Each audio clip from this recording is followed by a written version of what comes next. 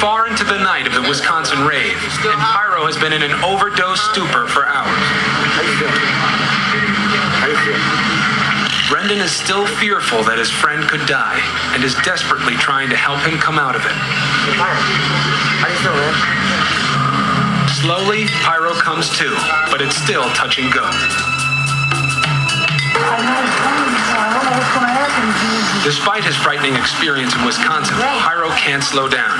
That same week, back in Chicago, Pyro convinces China to inject him with yet another drug.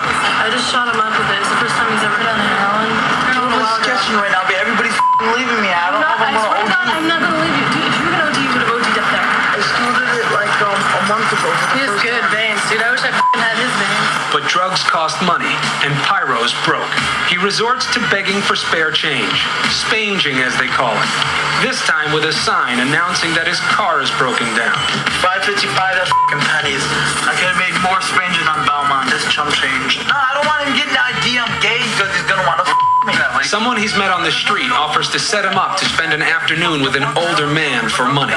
He's an Indian guy, he's a doctor. He's an Arabian guy? He's real nice, man. He's loaded with money. I'm saying we should kill him and take all his money. The money he earns goes for more alcohol and more drugs, making Pyro's already explosive behavior even more erratic. Open the door, Pyro. He's picking fights with everybody, even his squat mates who return to find themselves locked out. I opened it. They force their way in and see that Pyro has trashed their squat in a drug-fueled rage. How did you get in here? Why'd you trash the house? Booby trapped the house. Why would these kids leave a good middle-class family and go live on the streets, eat out of garbage, commit crimes just for drugs? Well, they really aren't living the way in which you and I would think because they're not sober most of the time to stop and say, what am I doing to myself? Where am I going?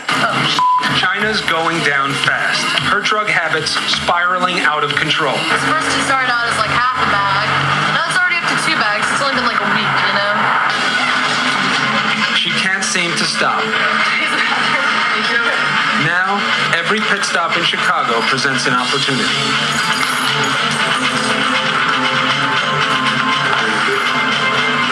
You think you're lucky to be alive? Extremely. I mean, I've OD'd a few times, and I should have died. You know, I think that a lot. Like, I should have died. I used to shoot up by the railroad tracks.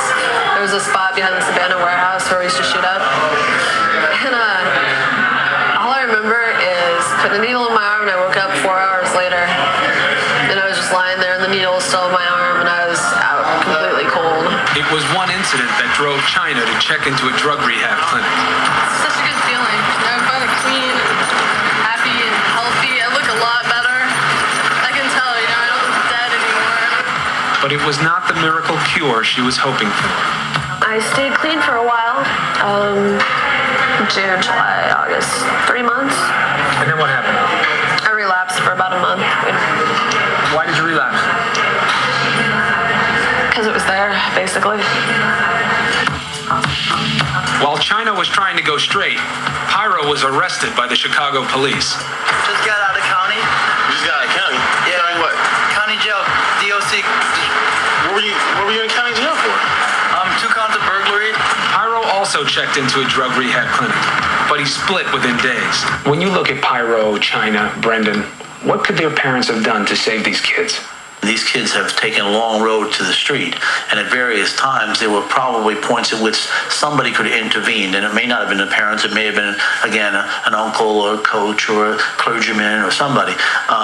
But something should have been done before or during that, early experimentation. It's hard, but that's the time to have acted.